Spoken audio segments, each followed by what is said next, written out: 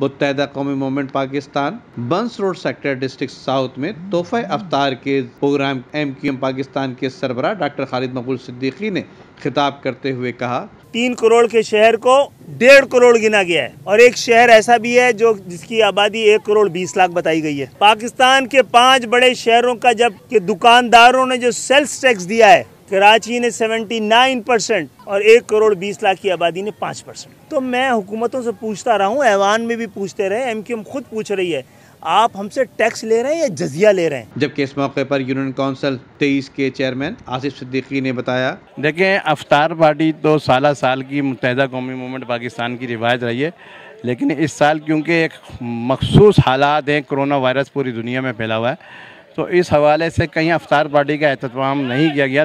اس کے برعکس دوسرا پروگرام بنایا گیا کہ جو مستحق خاندان ہیں، علاقوں میں، گلیوں میں، محلوں میں سفید پوش لوگ ہیں، وہاں ہمارے لوگ کیونکہ گراؤنڈ پہ کام کرتے ہیں، تو ان کے توسط سے ہم ان کے گھروں تک جو افطاری پہنچانا مقصد تھا۔ آج یہ پروگرام اسی سلسلے کی ایک کڑی تھی۔